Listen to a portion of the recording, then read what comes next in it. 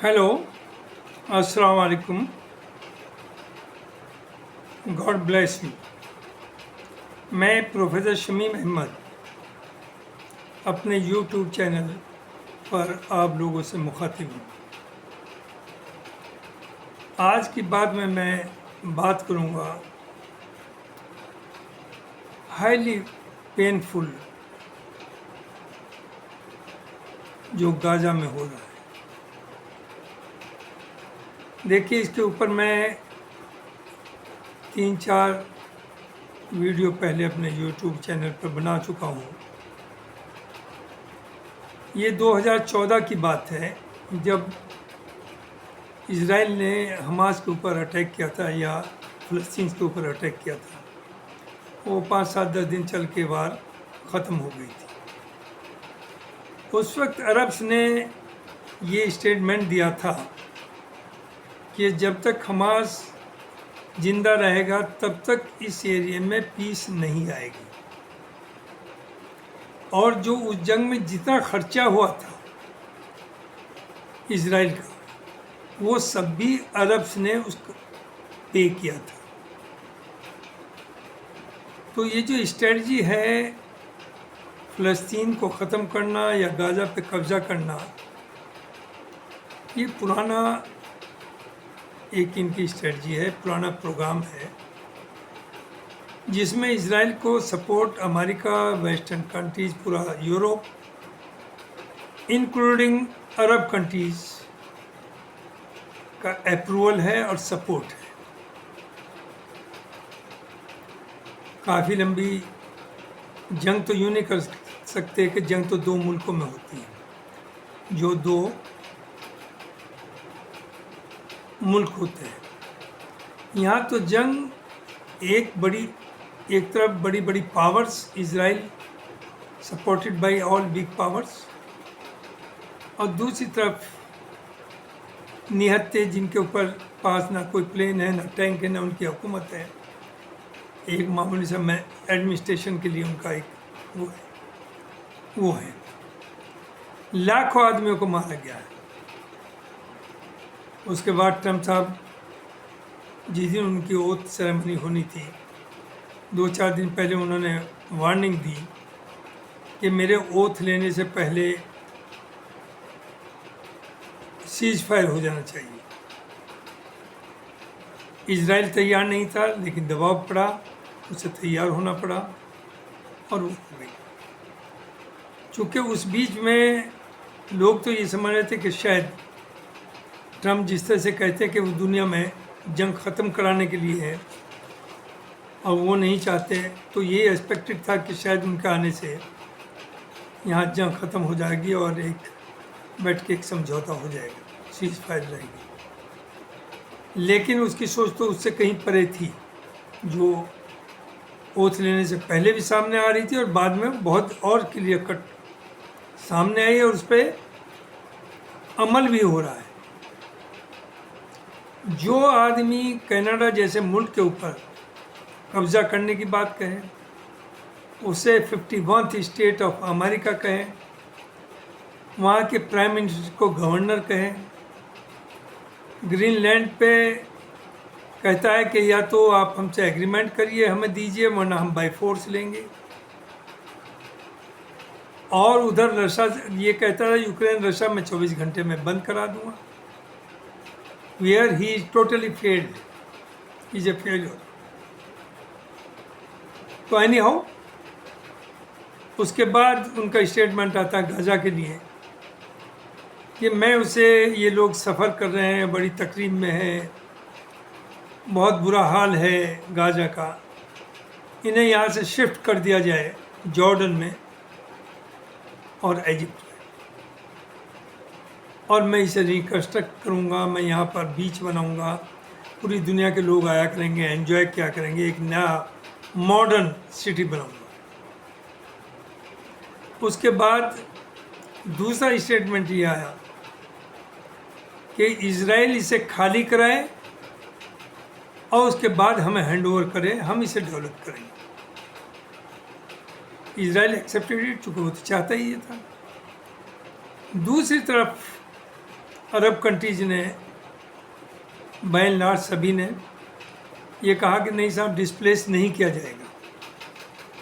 और इजिप्ट और जॉर्डन ने ये स्टैंड लिया कि हम अपने यहाँ फ़लस्तीन को नहीं लेंगे। मैंने तब भी कहा था, अब भी कहता हूँ, दुनिया पगला गई कि साहब इतना बड़ा स्टैंड ले लिया दो कंट्रीज ने। ये कंट्रीज इजिप्ट हो या जॉर्डन हो, ये अमेरिका के पैसे ही पर सर्वाइव कर रहे हैं। अगर अमेरिका एक दिन के लिए विड्रॉ कर ले अपनी सपोर्ट, तो इनका तो तख्ता पलट जाएगा, ये 2 दिन रह नहीं सकते पावर में। दूसरी तरफ सऊदी हुआ, कतर हुआ, कुवैत हुआ, they are financially very well off, लेकिन वहाँ भी अंदरूनी मामला जिस तरह के हैं, उनके पॉलिटिकल डिफरेंसेस, उन्हें भी ये डर है। लास्ट टाइम पिछली जो ट्रम्प की सरकार थी उसमें उन्होंने कहा भी था, धमकी भी दी थी कि अगर हमने अपनी सपोर्ट विड्रॉ कर ली सऊदी से तो इन्हें तो 2 दिन में हटा दिया जाएगा। तो उन्हें अपने सर्वाइवल का मामला नज़र आता है, ये उनकी मजबूरी है। तो ये उम्मीद करना कि साहब जॉर्डन या इजिप्ट उन्हें अपने यहाँ जगह नहीं देगा, अंदर नहीं आने, ये बहुत बड़ा धोखा था और धोखा है। फिर ये भी हुआ, चूँकि इसे रिकन्स्ट्रक्ट करने की जिम्मेदारी उनकी है जिन्होंने डिस्ट्रॉय किया, अमेरिका पे और इजराइल दोनों पे आती है, यूरोप के ऊपर आती है। तो हुआ ये कि सऊदी एंड इजिप्ट ये सब आ गया है और इन्होंने एक प्लान बनाया कि $52 बिलियन की ज़रूरत पड़ेगी और हम रिकन्स्ट्रक्ट करेंगे और लोगों को हम वहाँ से शिफ्ट नहीं होने देंगे। तो इससे अमेरिका की जान बची, चलो फाइनेंशियल बर्डन जो था वो ख़त्म हुआ। लेकिन there is a larger game. उनका काम यह है ही नहीं कि कौन इसे बनाए और कैसे बचाए, कैसे इसे ठीक करे। उनका मकसद है उसे कब्जा करके पूरे फ़लस्तीन को पार्ट ऑफ इजराइल बनाया और उसके बाद उनका अगला है नेक्स्ट मूव ग्रेटर इजराइल, जो रियलाइज करेंगे, जो होगा हो के रहेगा। लिहाजा ये जो दोबारा सीज फायर जो सेकंड फेज होना था, एक्सटेंड होनी थी, वो अमेरिका और के इशारे पर इजराइल ने नहीं माना और बम्बार्डमेंट शुरू कर दिया। और इजराइल ने ये भी डिस्क्लोज कर दिया कि ये बम्बार्डमेंट हमने अमेरिका की को बता करके उनकी कंसेंट के बाद शुरू किया है।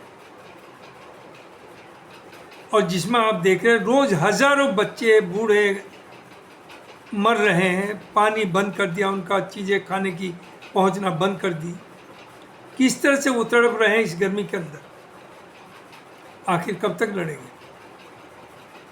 तो ये जो सब हो रहा है वो यही हो रहा है। America is a butcher. दुनिया में सबसे ज़्यादा जो इंसानियत को मारा है, आदमियों को मारा है, वो अमेरिका ने मारा है। चाहे वियतनाम हो, चाहे अफगानिस्तान हो, चाहे कंबोडिया हो, चाहे इराक हो, जहाँ चाहे देखिए, तो उन पर कोई फ़र्क नहीं पड़ता अगर 2-4 लाख आदमी मर जाते हैं। उनकी तो कल्चर ये है। जब अमेरिका पहुंचा है गोरा यूरोप से, तो वहाँ जो नेटिव लोग थे वो लाखों में थे, उन्हें सबको मार ही कर तो कब्जा किया। तो ये तो इनकी हिस्ट्री है। तो उन पे एक तरफ तो वो रो रहे हैं कि मुझे बड़ा अफसोस है, यूक्रेन के इनोसेंट मारे जा रहे हैं, मुझसे बर्दाश्त नहीं लिया जा, सीज फायर होनी चाहिए। और जो यहाँ मर रहे हैं इनके बारे में कभी एक वर्ड नहीं कहता कि यहाँ इनोसेंट मारे जा रहे हैं, ये मरना, इन्हें मारा नहीं जाना चाहिए। इस पर कोई बात नहीं। तो देखिए ये बंद नहीं होने वाली, ना बंद होगी। ये धोखा चल रहा था। जो इनका प्लान है कि इसे पूरे को 2-4 लाख आदमी और मार देंगे ये, और उसके बाद जो थोड़े बहुत हैं, ज़ाहिर गरीब हैं, मजबूर हैं, कमज़ोर हैं, उन्हें जॉर्डन भी लेगा और इजिप्ट भी लेगा। तो 23 लाख लोग थे, उनमें 2-4 लाख लोग वहाँ बच जाएंगे और उसके बाद रूल हो जाएगा आपका। अमेरिका पहले टेक ओवर करेगा और ज़ाहिर अमेरिका यहाँ नहीं रह सकता इतनी दूर, तो finally Israel will take over और वो राज करेगा। लेकिन ये लोग भूल जाएं कि सत्तावन मुस्लिम मुल्क हैं सब साइलेंट स्पेक्टेटर, कहाँ इनका अल्लाह है, कहाँ इनकी कुरान है, कहाँ इनका रसूल है, कहाँ इनकी इंसानियत है। जहाँ बार बार कहा कि एक विक्टिम के साथ खड़े हुई एक जालिम के मुखालफत करिए, उसके सामने आइए, ये चुप बैठे हैं, एक वर्ड नहीं बोल रहे हैं। अगर बोल रहा है तो सिर्फ और सिर्फ ईरान, जिसे ये सुन्नी लोग कहते हैं, वो तो शिया है। ये क्रिएटेड है हैट्रेड, ये कॉन्स्पिरेसी है। अमेरिका ने अरब्स को ये डरा दिया है कि ये आपको खा जाएगा। जैसे हिंदुस्तान के अंदर 80% लोगों को, 15-16% मुसलमानों का ये डर बैठा दिया कि ये मुसलमान आपको खा जाए। क्या ये मुमकिन है कि 15% लोग 85-80% का कुछ बिगाड़ सके? लेकिन रूलिंग पार्टी इसमें कामयाब है कि उसने ऐसा माहौल बना दिया। वही वहाँ पर मिडिल ईस्ट में एक ईरान अकेला है, 20 मुल्क अरब से हैं, उनके जहन में ये बैठा दिया कि ईरान आपको खा जाएगा। ईरान भी वैसे ही मुसलमान है, जैसे सुन्नी है वैसे ही शिया है। वो भी उसी अल्लाह को, उसी कुरान को, उसी प्रोफेट को मानते हैं जैसे सुन्नी मानते हैं। रहा ये कि हुजूर के इंतकाल के बाद जो हुआ वो अलग चीज़ है, उसमें कोई 50 फिरके हैं, आप अपने तरीके से चल रहे हैं। लेकिन जो बेसिक टेनेंट्स हैं इस्लाम के, वहादत अल्लाह, प्रॉफिट द पैगंबर, पैगाम लाने वाला अल्लाह का मोहम्मद सल्लल्लाहु अलैहि वसल्लम, द कुरान वर्ड्स ऑफ अल्लाह, जो 3 इनमें यकीन करता है वो इस्लाम का फॉलोअर है। और उसमें ईरान सुन्नियों से बेहतर है, मैं कहता हूँ मुसलमान। ये तो सुन्नी शियाओं ने भी किया, उनके उलमाओं ने भी, लेकिन सुन्नी उलमाओं ने ज़्यादातर हैट्रेड क्रिएट करके शियाओं को बदनाम किया और आपस में भी देवबंदी, बरेलवी 50 सेक्ट बना करके एक दूसरे से दुश्मनी खड़ी करी। आज कहाँ चला गया आपका ईमान? सिर्फ बोल रहा है अगर है तो ईरान बोल रहा है, क्योंकि वो अल्लाह से डरते हैं। हम आप अल्लाह से नहीं डरते, दुनिया से डरते हैं, पावर से डरते हैं। दूसरा, हुतीज़ को देखिए, यमन दुनिया का सबसे अरब कंट्रीज में खासतौर से पुअरेस्ट कंट्री है, लेकिन उनमें विल पावर है, वो अल्लाह पे उनका यकीन है। हवाई चप्पल और लुंगी में वो जंग कर रहे हैं, और अमेरिका भी बम्बार्डमेंट कर रहा है, इजराइल भी कर रहा है, सब दुनिया कर रही है, लेकिन वो डर नहीं रहे। वो फ़लस्तीन के लिए वो खड़े हुए हैं।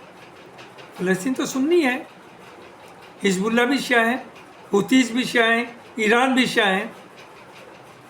तो आप क्या कर रहे हैं? आप तो सुन्नी अपने को सबसे सुपीरियर मानते हैं। तो देखिए, अब जो होना है इसे नोट कर लीजिए कि पूरे फ़लस्तीन और गाज़ा के ऊपर ये मैसेकर महीना चले, 2 महीना चले, ख़त्म करके कुछ लोगों को ढकेल दिया जाएगा। और विलिंगली ये लेंगे, क्योंकि इजिप्ट की या जॉर्डन की ये हैसियत नहीं कि ट्रम्प कुछ कहे और ये मना कर सके। इनकी वो हैसियत नहीं, 2 दिन ये कुर्सी पे नहीं रह सकते, भूखमरी पड़ जाएगी। तो ये लेंगे और वहाँ कब्ज़ा इजराइल का होगा। फिर ट्रम्प साहब वहाँ अपना बिजनेस करेंगे, उसके बाद इजराइल को एज ए सुपरवाइज़र बना करके छोड़ेंगे।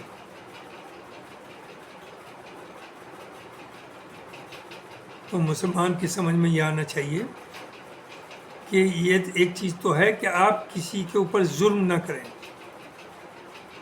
चाहे गैर मुस्लिम कोई भी हो, वो बौद्ध हो, हिंदू हो, क्रिश्चियन हो। अगर आप वहाँ डोमिनेटिंग पावर हैं तो उन्हें हर तरह का प्रोटेक्शन देना पार्ट ऑफ योर रिलीजन होना चाहिए। और उनके ऊपर जुल्म हो, चाहे वो बांग्लादेश में हो, चाहे पाकिस्तान में हो, non Muslim, we should stand with those minorities. उन नॉन मुस्लिम के साथ हम खड़े हों, ना कि इस्लाम के नाम पर इस्लाम को बदनाम करने के लिए हम उनके खिलाफ खड़े हों। तो जो ये कर रहे हैं अरब्स, इन्हें खुद भुगतना पड़ेगा। टर्की कितना बड़ा फ्रॉड, पब्लिकली कुछ और कहता है, अंदर कुछ और। जंग चल रही है, हर तरह का बिजनेस इजराइल से चल रहा है, और बाहर खड़ा ये कह रहा है कि मैं तो ये कर दूंगा। तो हम बदकिस्मती ये है कि we say that we are follower of Islam, we Muslims, but we are not. हम भटके हुए हैं। यही मुझे कहना था। बहुत बहुत शुक्रिया। Thank you very much. अस्सलाम वालेकुम।